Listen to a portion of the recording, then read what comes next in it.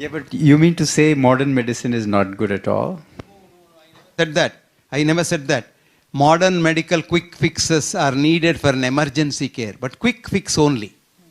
See, supposing I collapse now here. I can't sit and do yoga and I'll say I'll be all right. Okay? Supposing I fall under a motor car, I can't. You know, I fell under an auto rickshaw the other day. I survived by the skin of my teeth. I thank the auto rickshaw fellow for saving my life. This fellow was dead drunk at 5 o'clock in the evening. I was going for a walk on the footpath. This fellow swerved the rickshaw because he wanted to avoid a bus and came right onto me and hit me. If you look at my leg, you will get shocked. You will not come to Kuwait. But I told Jitin I am coming, so I came. And this, because see, this is, now I can't say I will do yoga and get it right. No. You have to do something, but I didn't do anything. But what I am saying is modern medicine has certain role. But the percentage of people who benefit by that is 1% of the sick population. 99% of the sick population do not require modern medicine. It is used for money. I'll give you an example. One example will do. 55 million people in Europe do not go to work in winter because of what's called feverish cold. Simple disease, feverish cold. 55 million. Now these people don't require modern medicine. Do you know what they require? A good dose of ginger, garlic and pepper. And they'll be fine. Next day they can go back to work. What do we do today? We give antibiotics to them. Send them home. If you give antibiotics to a viral disease, your immune system changes and the immune cytokine response becomes Th1 to Th2. And most of the Th2s are either vasoconstrictors or bronchoconstrictors. So by giving antibiotics to a viral disease, we manufacture asthma. Is it good? Or we manufacture a heart attack in elderly people. See?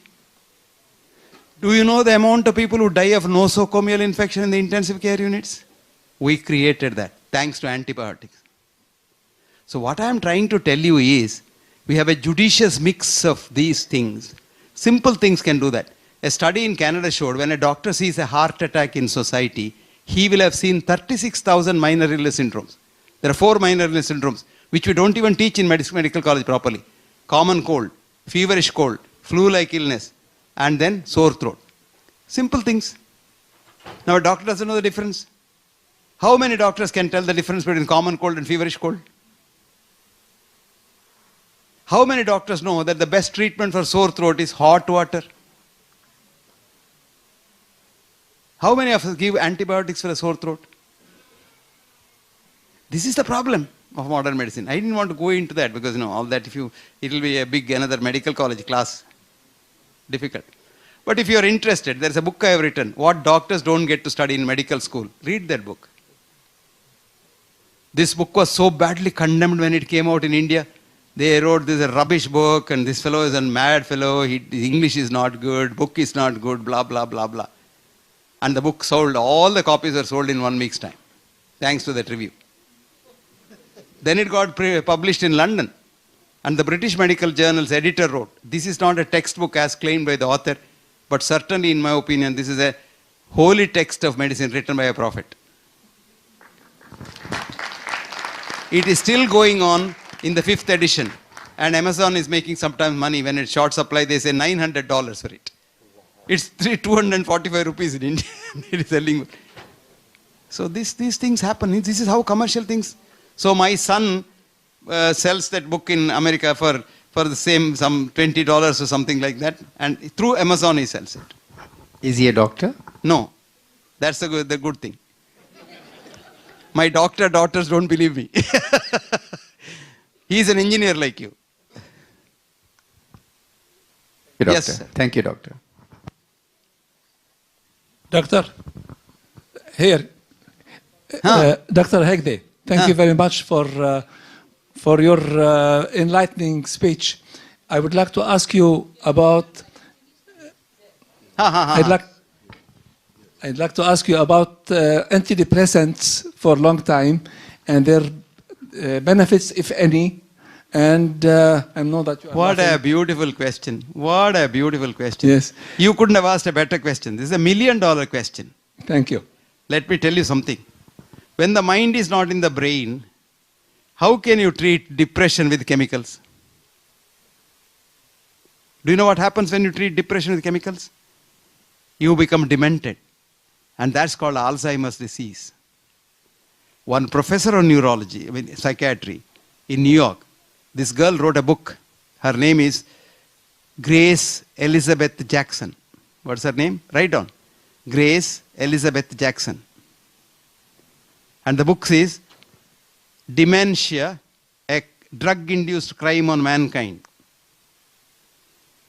Dementia, a drug-induced crime on mankind. Okay? And this book is selling like hotcakes and she has made millions. But she has been dismissed as a professor of psychiatry in the New York University because of writing that book. Please read Grace Elizabeth Jackson's book and it will tell you it's a very nice book. It goes into the chemistry of it. I mean, when the mind is not there, the best treatment for depression is social support, behavioral therapy, group therapy. Patients come out of it. You know what happens when you take drugs for depression on a long-term basis? The patient commits suicide. One of the side effects of antidepressant drugs is it stimulates the brain to commit suicide. Now most of the crimes, even homicides, are due to taking antidepressant drugs. I won't go further into it. One example is Germanwings plane was taken down by the co-pilot because he was on a heavy dose of antidepressants. I mean, go on and on and on, but that's a beautiful question. As a matter of fact, there is no scientific basis for treating mental illnesses with chemical drugs. For mental illnesses, only psychotherapy. For a mind which is not at ease, another mind at ease must set it in ease. Not a chemical molecule. Yes, sir. Doctor, most of the people now suffer from the diabetic. No, that's not a wrong. That's a wrong statement. Incidence of diabetes genuinely has not gone up, but we are creating diabetes. So, for example, in his area, you give that chemical for depression. What is that called? Thallium. Huh? Produces diabetes. Our friend takes statin. 40% of statin taking patients become diabetics in 1 year. So are we not manufacturing a lot of diabetes? I mean, of course, we are producing obesity, which is one of the important causes of diabetes. Obesity is very rampant in the West. Even in this country, I see almost every other person is obese. If at all the person already got diabetic, what is the solution? Without medicine, whether they can cure? That is very good question. Very good question. As a matter of fact, if you can control your diabetes without medicine, you will live 10 years longer than a non-diabetic. Did you know that? There's a study, beautiful study, Indian study, which shows that if you control your diabetes without drugs, diabetes can be easily controlled without drugs. Diet and exercise. Diet and exercise. 1 hour walking, 350 calories gone. 350 calories is 7 idlis. 1 idli is 50 calories, 7 idlis is 350 calories. So you walk one day, one hour, so 350 calories gone. It's like, bank balance. You put more money, put less money inside and spend more money, there's less balance. Are you an economist? You're a doctor? Chartered accountant. Oh, see, that's why I said that. How did I know you're a chartered accountant? You put less money in the bank, spend more money. So balance is less, isn't it? See, chartered accountant, bright chartered accountant. See, how did I know? Good man. Walk, walk, walk. Thank you, doctor. Thank you. And relax, relax, relax. More tension, you want this, you want that. Chartered accountant, then, especially if you're a chartered accountant accounting the Ravana account, then your blood pressure, blood sugar will go up. Hello, sir. Here. Yes, young lady. Huh? What about hyperlipidemia? What is the treatment you would suggest? Amma, there isn't anything called hyperlipidemia. The more lipid in the body, the better for you. You live longer. We created a myth called fat is bad for the heart. There isn't any basis for that. Now Americans are saying we are sorry for doing that. Now, you want USDA has put a 553-page document saying that Americans should eat more fat. They should at least have 2 eggs a day.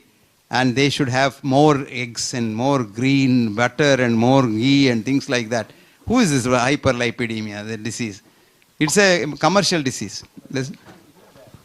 Why should you believe fat is bad? If you know, if you go back, it all started with the first study called Ansel case study. This man was given $100 million to study relation between fat and heart because already companies had drugs to lower fat. So this man created a study. He studied 22 countries and found there is no relationship at all. He can't write a no relationship having taken so much money.